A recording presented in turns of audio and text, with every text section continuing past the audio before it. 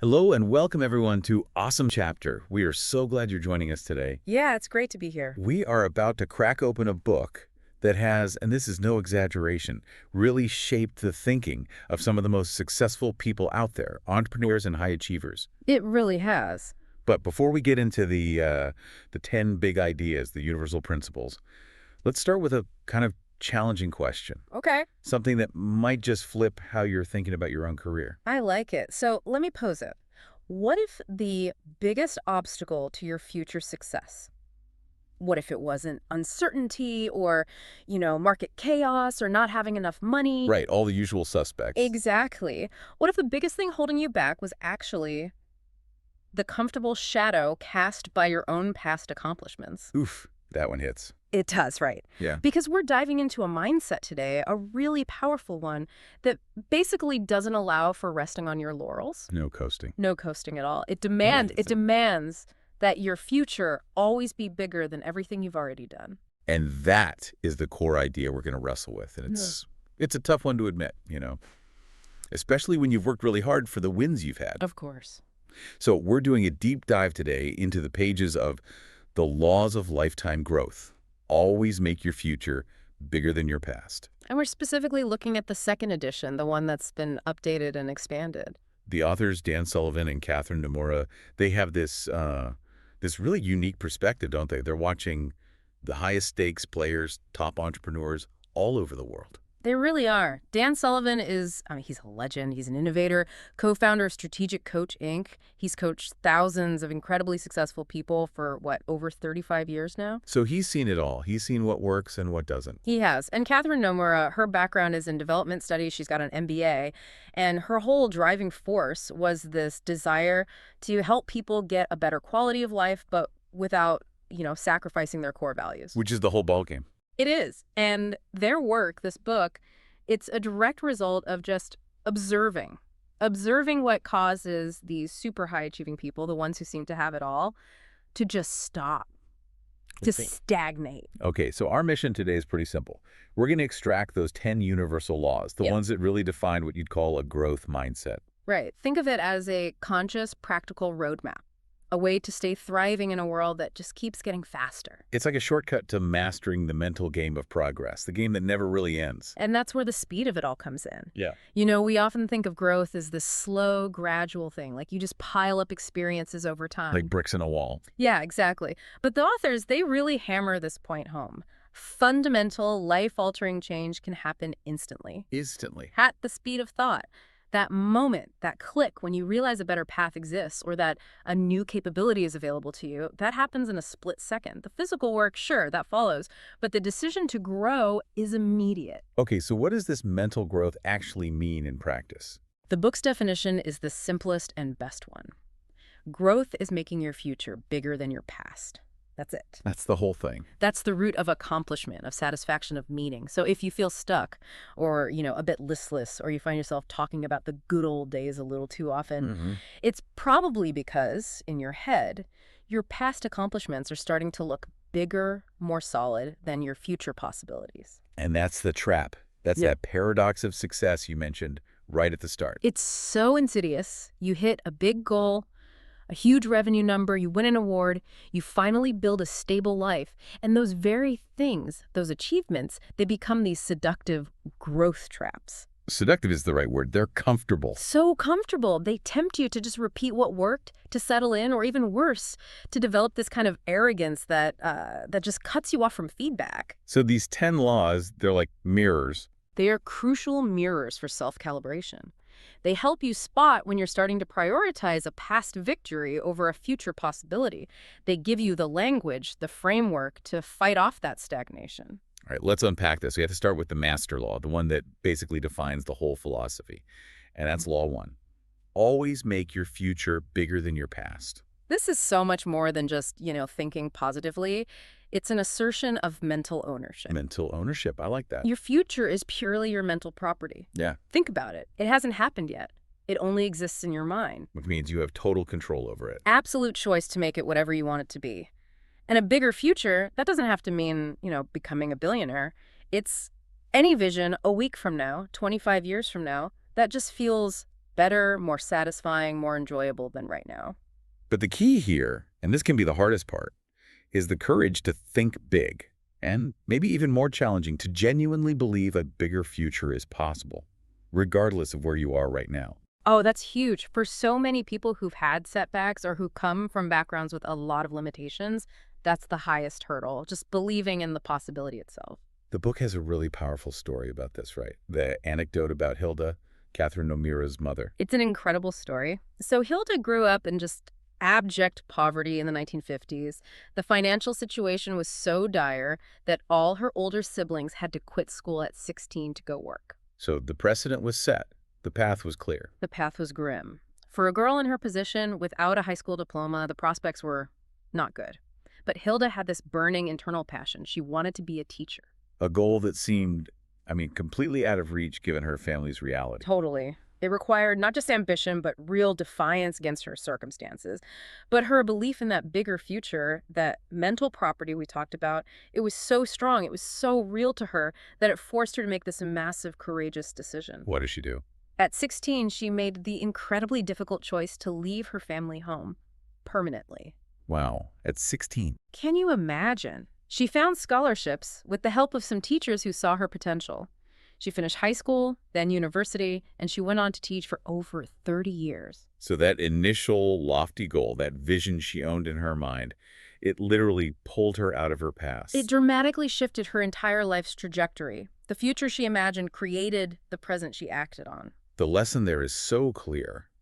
The future you define dictates the decisions you make today. But what if your past is really painful? Sometimes it's not something to just escape, right? It can be, as the book says, rich raw material. That's the other side of the coin, and it's just as powerful. The story of Joe Polish is the perfect example here. The founder of Genius Network, super successful marketer. Right.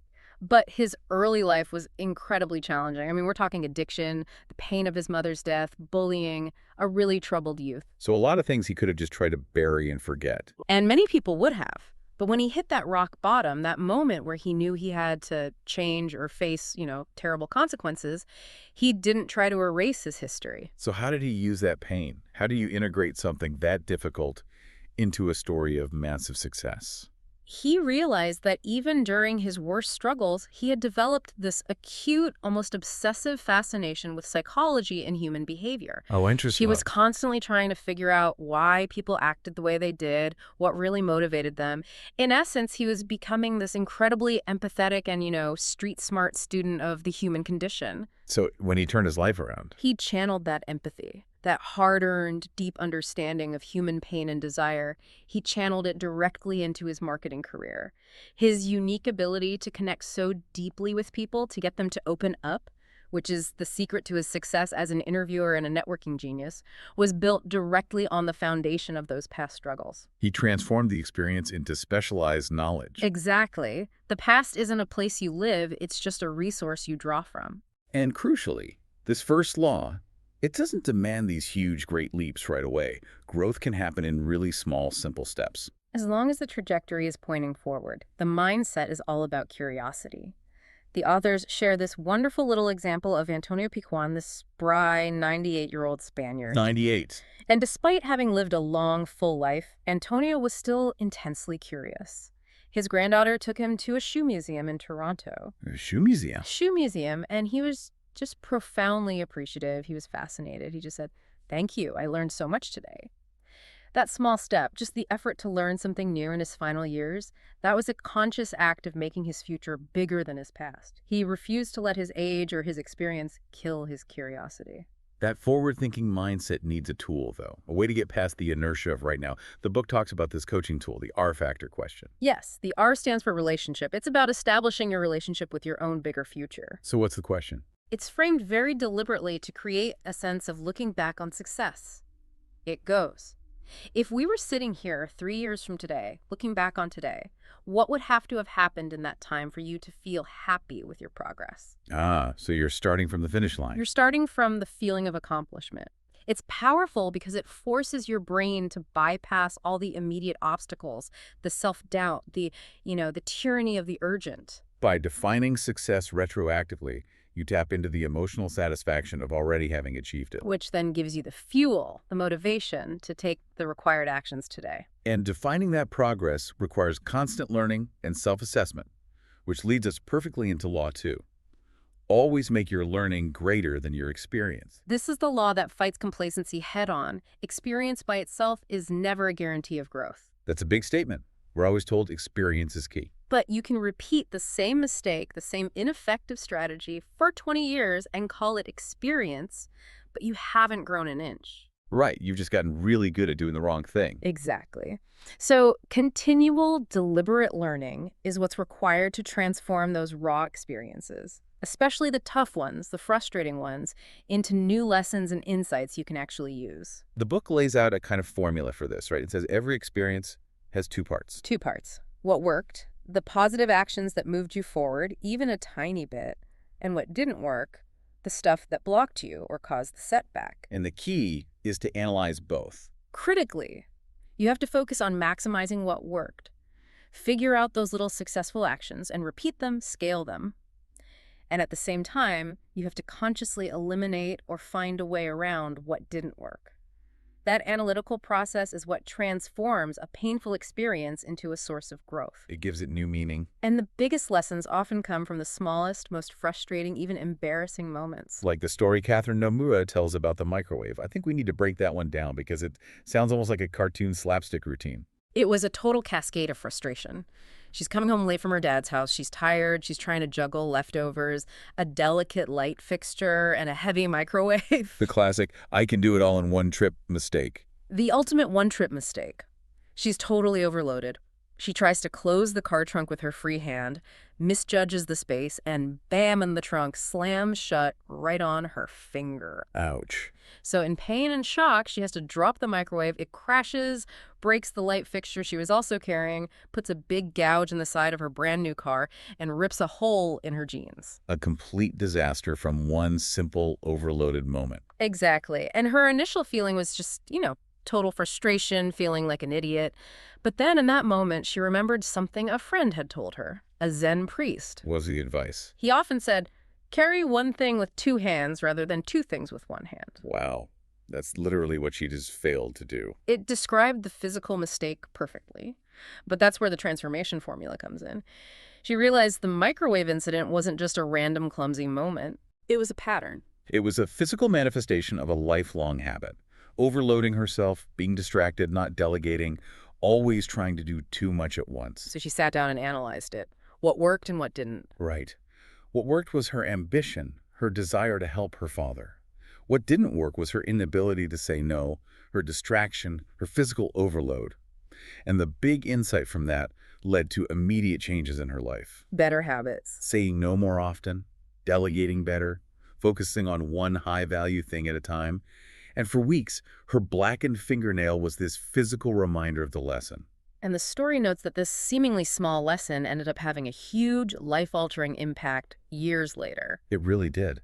A couple of years later, she's driving that same car, the one with the gouge from the microwave.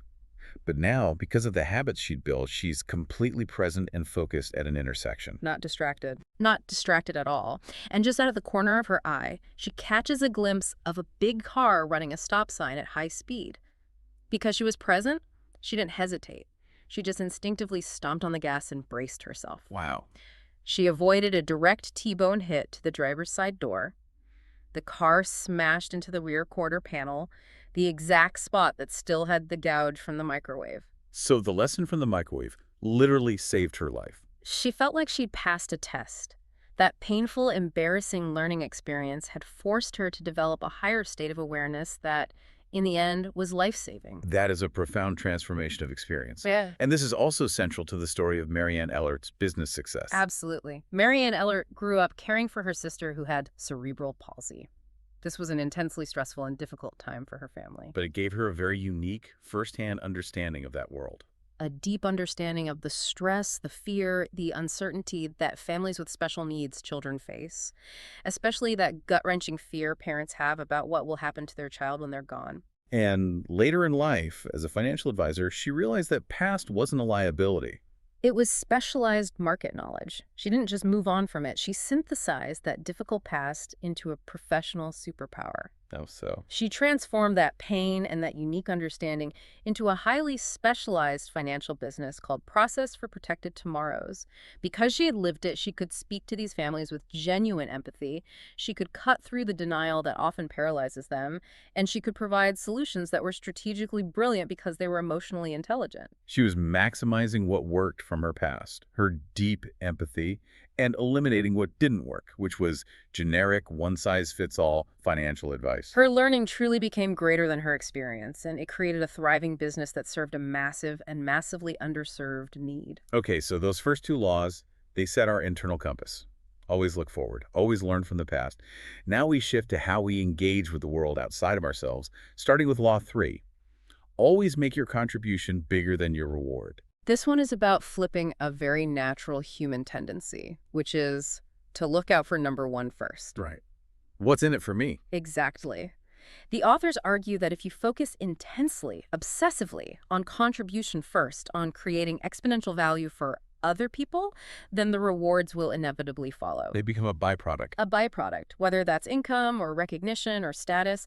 The dangerous growth trap is when you fixate on the reward itself, because that just diverts all your creative energy away from where the value actually comes from. Marianne Ellert, who we just talked about, she had a really clever way of building this into her business, didn't she? A brilliant structural mechanism. When she built her company, she structured it so that she would not know the commission amount on the financial products she was selling. So she was intentionally blinding herself to her own reward. It was a forced mechanism to keep her focus 100% on contribution. It guaranteed that the only thing influencing her decision was whether a product was the absolute best solution for her clients' incredibly complex needs. She insulated herself from the temptation of maximizing her own reward. Okay, but I have to push back on this a little. For a startup, for an entrepreneur who's just scraping by, doesn't focusing purely on contributions sometimes mean you have to walk away from a huge payday? That feels, I don't know, financially irresponsible when you're trying to survive. That's a crucial question, and it's a real tension. The book addresses it by showing how the ultimate reward often ends up being way bigger than the immediate one you sacrifice.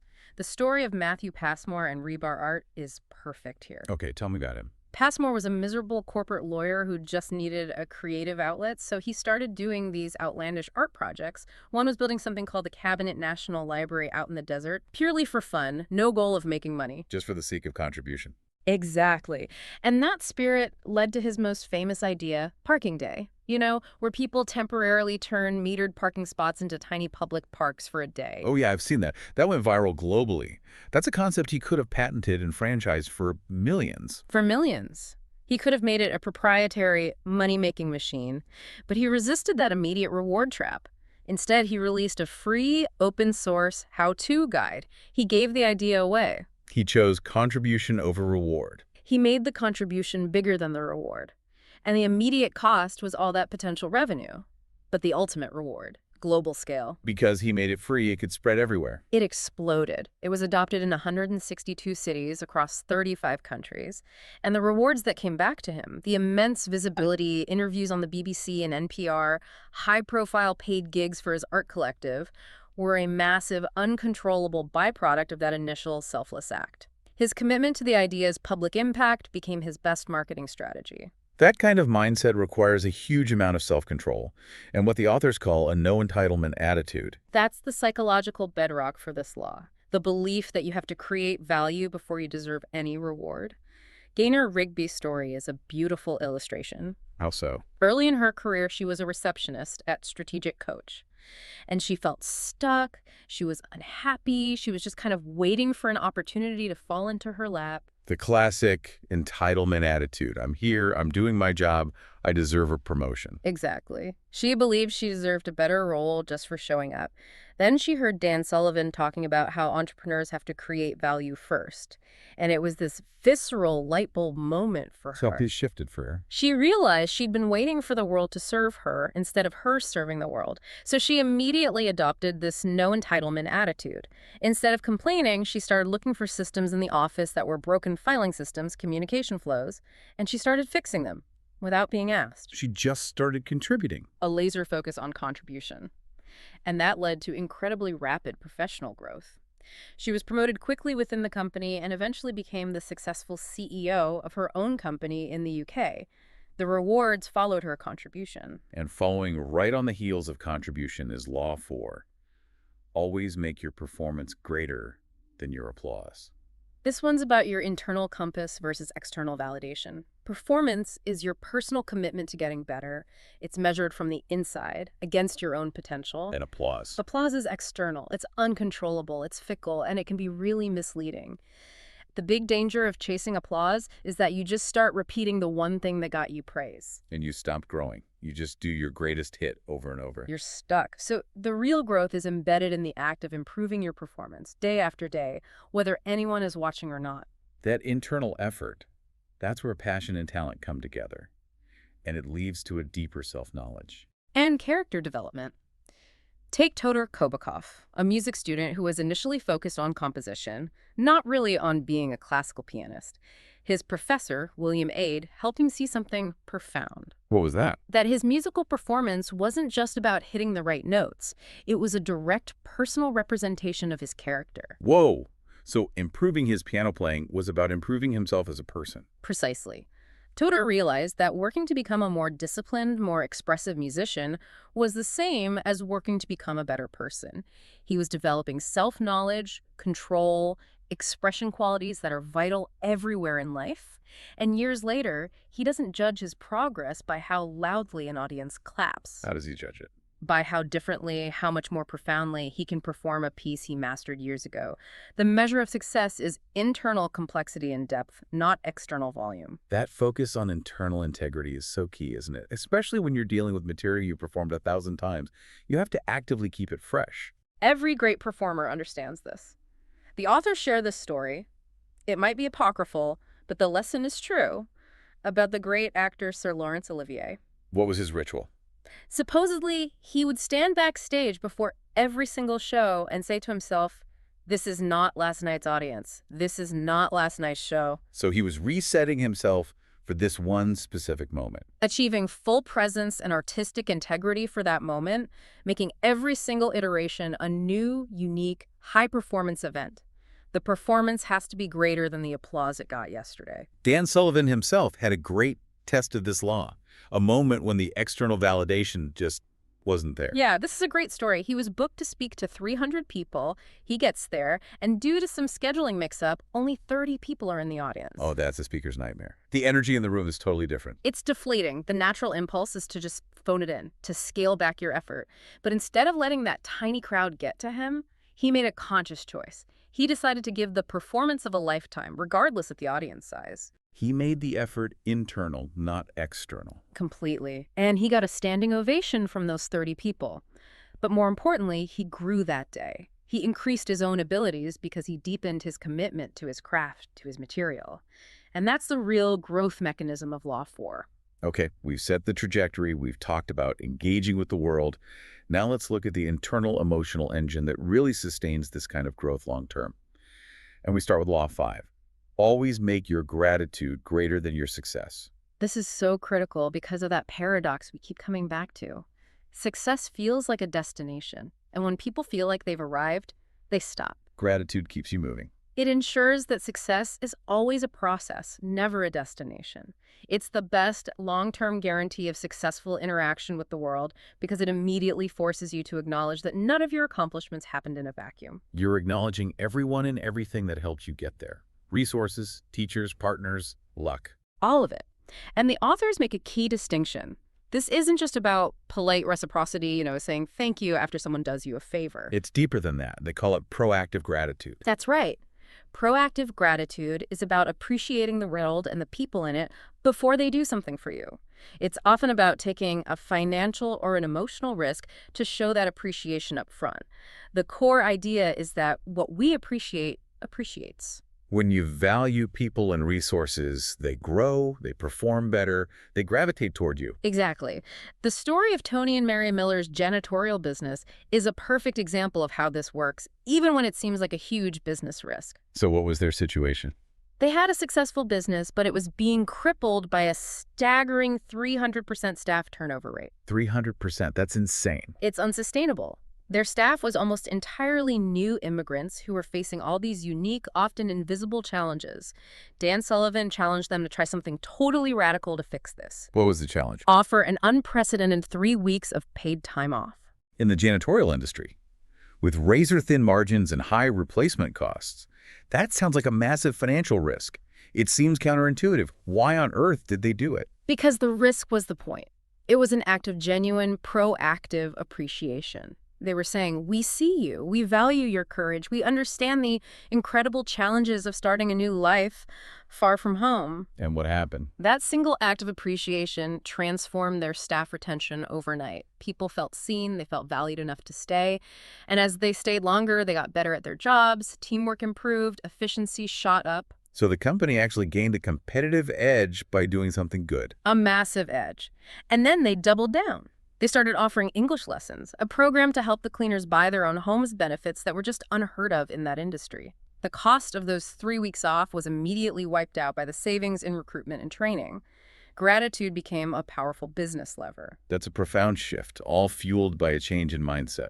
And it was a huge accelerator for the Millers' own growth. The book points out that gratitude cultivates 3 essential ingredients for lifetime growth: connectedness, commitment, and humility. And on the flip side, it immunizes you against the big growth threats: isolation, egotism, and arrogance. There's a practical tip in there too, right, for dealing with difficult people. A great one. If you find yourself resenting or judging a colleague, just sit down and write a list of 10 things you appreciate about them, even small things. The shift in your attitude and then in your interaction with them can be immediate and dramatic. Okay, so from gratitude to the second part of the internal engine, this one feels like it goes against the grain of traditional work ethic. Law 6. Always make your enjoyment greater than your effort. Oh, this one definitely challenges the hustle and grind culture. The traditional corporate view is that success has to be hard-earned, that it requires struggle and toil. And that belief system, the book argues, is a growth stopper. It leads to burnout. If you're only focused on the effort, work becomes drudgery. But if you focus on enjoyment, on fun, on playfulness, you open up this well of energy, creativity, and motivation. You get better, more sustainable results. This shift in focus from duty to fun can be literally life-defining. The story of Clifford Shearing as a teenager in South Africa is such a dramatic example of this. It's an incredible story. Clifford is 17. He's a farm manager during apartheid, basically only in charge because he's white, even though he knows the least about farming. Okay. And the farmer who owns the place, his method of control is to assign these miserable, massive tasks on a Friday afternoon that guarantee the workers will have to toil all weekend. It just crushes their spirit. It's about suppression, not just productivity. Totally. So one Friday, Clifford gets fed up with this one particular task that's designed to ruin everyone's weekend. And he decides to rebel, not through anger, but by having fun and teaching the farmer a lesson in efficiency. So he leads a rebellion through play. Exactly. He organizes his team, gets workers from nearby farms, and they all get up at 2 a.m.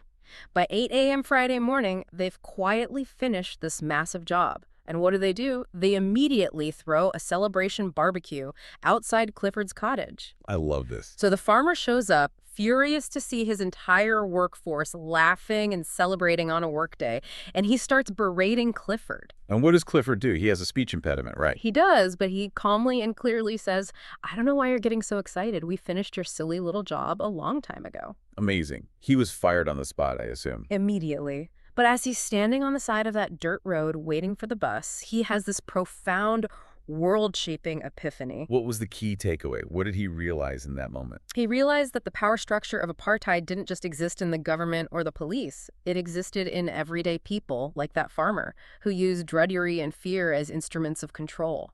And if power was everywhere, in everyone, then everyone also had the power, through their own choices, to shape their world. And that single insight, which came from choosing enjoyment over drudgery, shaped his entire life. It did. It led to a distinguished career studying security issues, and he later played a role in helping ensure the peaceful democratic elections in South Africa in 1994, all from one small act of prioritizing fun. That spirit of fun can also transform mundane tasks, can it? It can encourage cooperation and teach leadership. Oh, for sure. Chad Johnson, an entrepreneur with 11 kids, used this principle to manage the chaos of cleaning up after dinner. 11 kids, I can't even imagine. So he turned it into a game called Scamp Speedy Clean After Meal Party. It's a 15-minute, highly efficient game with a rotating leader, a team cheer, music. It wasn't about enforcing a chore, it was about teaching leadership, responsibility, and teamwork, all fueled by enjoyment. And there's a crucial link here to the strategic coach concept of unique ability. Absolutely. Your unique ability is that set of talents and skills that you're best at, that you're most passionate about, and that leads to endless improvement. The authors argue that if your effort is consistently greater than your enjoyment in a task, it's a giant red flag. It's a signal that you're doing something you should delegate. Exactly. You should delegate it to someone who finds that task enjoyable, who is in their unique ability when they do it. By focusing only on your unique ability activities, you guarantee your greatest contribution and your highest enjoyment. And that makes growth sustainable and inevitable. All right. We have our internal engine humming. Now we need the strategic framework that guides how we execute that growth in the world. And that starts with Law 7. Always make your cooperation greater than your status. Status preservation. It might be the most common and powerful growth blocker there is, especially in big organizations. It's all about appearances. All about it. Preserving the appearance of being the smartest person in the room, never being wrong, always taking the credit, defending your turf.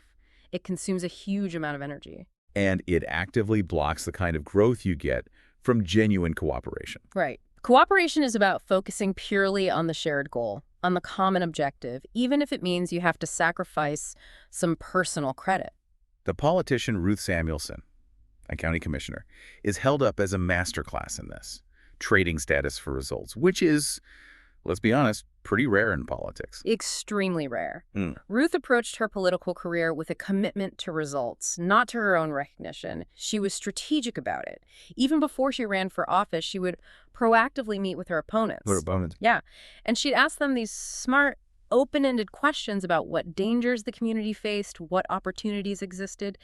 By focusing on that common ground, she built up this massive reservoir of trust that just bypassed the usual political divisions. And she was willing to work completely behind the scenes to give up the credit if it meant getting the thing done. That was her superpower. The prime example is when she helped orchestrate the move of a $160 million courthouse. Yeah. The original plan was incredibly inefficient and expensive. So what did she do?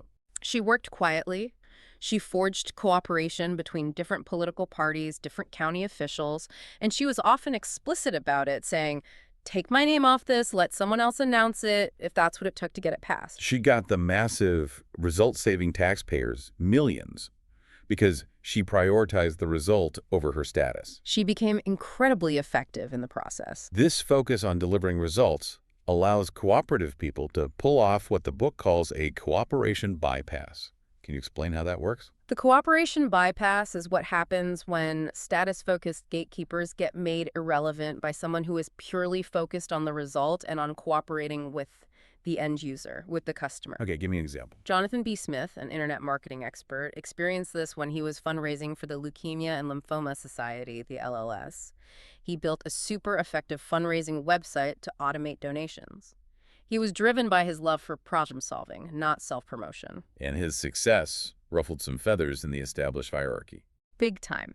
His site started attracting huge, previously untapped donations, like a $50,000 gift from a donor in Texas to a campaign based in Michigan, which was unheard of. Why did it work so well? Because he made it incredibly easy. The donor needed a year-end tax receipt immediately, and his site provided it instantly. But this success completely disrupted the LLS's traditional state-based fundraising territories. It threatened the status of their paid fundraising. Exactly. The paid fundraisers were focused on their own control, their own territories. Their status was threatened. Well, Jonathan was just focused on cooperating with the donors, giving them what they needed. That's the bypass. His focus was pure contribution to the donor, making all the information front and center, even removing his own picture from the site. The results just spoke for themselves. He ended up being named National Man of the Year because the value he created was just undeniable. Shifting back inside, we hit Law 8. Always make your confidence greater than your comfort. Confidence is built by stretching, but comfort is, well, it's comfortable. It's often the reward for doing a good job. And that's the trap. Confidence and comfort are both byproducts of achievement, but they have an inverse relationship when it comes to future growth. The more comfortable you get, the less you grow. As soon as comfort becomes the goal, growth stops. And often you don't even realize it's happening. The key insight here is that confidence isn't a state you wait for.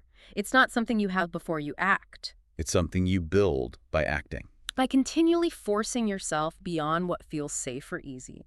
The authors are clear, comfort breaks are necessary, you need to recharge. But the trick is to keep them short enough that you maintain momentum before comfort settles in and becomes the new goal. There's a real psychological battle here, isn't there? The brain wants comfort because it's efficient. It conserves energy. And you have to consciously override that. You have to transform the fear of discomfort into purposeful action. New capabilities, high confidence, those are the rewards for pushing through that discomfort. The story of Dan Taylor's 50th birthday challenge is an extreme example of this. So Dan Taylor, a successful entrepreneur, wanted to basically reset his own beliefs about what he was capable of. What was the challenge? He and his team, and they were all novices at this stuff, committed to 5 extreme physical challenges over 5 weeks. 5 in 5 weeks. Yep. Running a marathon, a 100-mile bike ride, rafting Class V in V Rapids, walking 50 miles in one day, and swimming 5 miles. He wasn't training to be the best, he was training just to complete them. The goal was the confidence that would come from confronting that monumental difficulty. Exactly. He described the whitewater rafting part as sheer terror.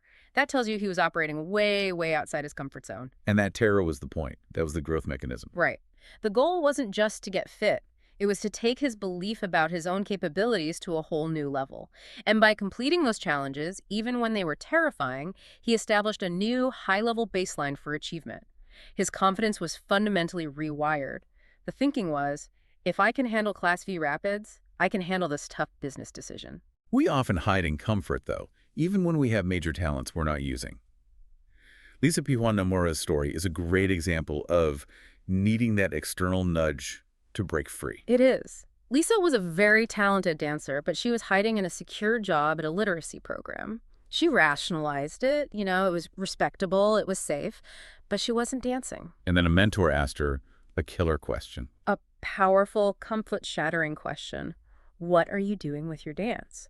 And when Lisa started making excuses about her body shape or her age, the mentor just cut through and said, dance isn't about shape or size, it's about spirit. And that was the boost she needed. That was the moment. She committed right then to quitting her job and becoming a full-time performer. It was terrifying. She had no safety net. But 3 days before her last day of work, an offer flooded in. A film job in Ireland. Wow. The book stresses that the growth happens in the striving. The commitment itself, the act of making her confidence greater than her comfort, is what opened the floodgates. Our penultimate law, Law 9, always make your purpose greater than your money. This is about making sure profit serves purpose, not the other way around. A constant Struggle for any growing business. It is. And money without purpose is meaningless. It quickly becomes a growth stopper because once you hit your number, once you're comfortable, there's no real impetus to keep going. Purpose is what provides that constant drive. It's the why. It's the why. It attracts the right people, the right resources, and it justifies the insane risks of being an entrepreneur. Dan Sullivan and Babs Smith built Strategic Coach around a core purpose, helping entrepreneurs thrive and achieve freedom. Money was just the fuel for that mission, not the reason for it. And they protected that purpose with what they called their 3 non-monetary prime directives. Which shows a deep commitment to purpose over profit. They recognized that their personal relationship was the foundation of everything. So, Directive 1, everything we do has to support our increasing teamwork and intimacy. Directive 2, we will always maintain control over the forward forces of our progress. That meant never giving up equity or strategic control. And Directive 3, we will only align ourselves with people who are aligned with us. These rules meant they walked away from some very lucrative deals that would have compromised their values. That courage to walk away from money, to protect your integrity, is also central to Bryson McDonald's story. Yeah, Bryson took a high-paying job as an employment counselor for a car company, but he quickly figured out that his real, unspoken job was to find excuses not to hire minorities and women. And even with a new family and no backup plan, he quit. Immediately. He refused to compromise his integrity. He took a massive pay cut to become a parole officer. But his choice, as he put it, was good for my health. His moral purpose was greater than the money. That same principle applies to Fidel Razors, the environmental consultant. He walked away from an entire industry. He did.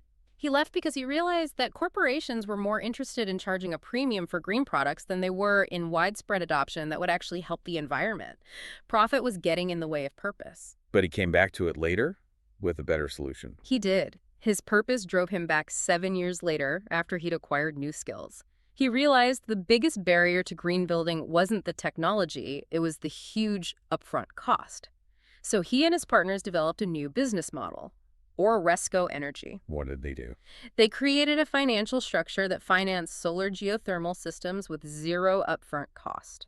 Building owners could pay for it gradually through the energy savings. That's the ultimate demonstration of this law. The business model itself aligns profit with purpose on a massive scale. It creates sustainable growth by serving a genuine purpose. The authors also note, if you don't know your purpose, the act of searching for it is a growth-promoting purpose in itself. And that brings us to the end, to the law that ties it all together, Law 10. Always make your questions bigger than your answers. This is the active mechanism that pulls the future into the present. It's so powerful. Questions are the most powerful form of thought because your mind literally cannot ignore them. When you hear a question, your brain starts working on it. Whereas answers are final. They're in the past. They're closed-ended, they're comforting. But if you only rely on your existing answers, you stop growing. All growth lies in the inquiry, in the unknown. The question is the active decision to make your future bigger. And great questions can fuel a whole lifetime. Dan Sullivan's defining question he asked himself as a kid is a great example. A remarkable example. He's 9 years old, walking in the cornfields on his family farm. He sees a plane fly overhead, and he just has this expanded sense of what's possible. And he asks himself, I wonder, how far can I go? And that question became the compass for his entire life. It's an unanswerable question, which is why it promotes endless growth. He's still asking it today. Questions also have this incredible power to connect us, to increase understanding in ways that have real-world impact. The story of John Singer, his autistic daughter Rebecca, and the Starbucks manager, Tommy Sherwood. It's such a beautiful story. John would take his daughter Rebecca, who struggled with new places, to Starbucks really early in the morning just so she could slowly get used to the environment. And the manager, Tommy, noticed her struggling but also persevering. And instead of just offering a polite, empty phrase, he asked a real question. A big, genuine, open-ended question. He asked John, how can I make my associates be more sensitive to anybody with special needs? That simple question, coming from a place of pure curiosity, changed everything. It did. Tommy's curiosity, sparked by watching Rebecca, gave him the confidence later to hire a young autistic man named Chris. And Chris became one of the store's best, most focused employees and was eventually promoted. All from one genuine question. One question that was bigger than any answer Tommy could have come up with on his own. It opened dialogue, increased understanding, and created massive positive opportunity. So the ultimate lesson here is that to keep asking great questions, you have to let go of your ego. You have to give up the fear of looking like you don't know something. That's the critical shift. The goal isn't to prove how much you know, it's to discover how much there is to know. The question is the only form of thought that actively pulls you out of the past and into that bigger future. If you want to grow, embrace what you don't know. Ask the questions that scare you the most. Wow. This has been an intensive journey through the 10 laws of lifetime growth. I think to kind of pull it all together, the whole framework really provides a conscious roadmap, doesn't it? For self-improvement and for making a real contribution. It really does. And I think the core insight for me is how these laws show you how to turn your internal emotional states, things like enjoyment and gratitude, into real external competitive advantages, like exceptional performance and massive contributions. It's a system. It is. And if you consistently prioritize the growth mechanisms like contribution and gratitude and asking big questions over the comfortable growth traps like reward and success and having all the answers, you just guarantee that your life is going to be a constant expanding journey. And the decision to grow, it always has that ripple effect. It inspires other people and creates new opportunities in the world. Often in ways you'll never even know about. Commit to aligning your actions with these 10 principles, and the rewards of growth will open up pathways in life you could never have envisioned. That's it for today's deep dive. Don't forget to show your support for this work by hitting that like button, subscribing to Awesome Chapter, and please leave a comment. Tell us which of these 10 laws you're planning to focus on this week. We'll see you next time.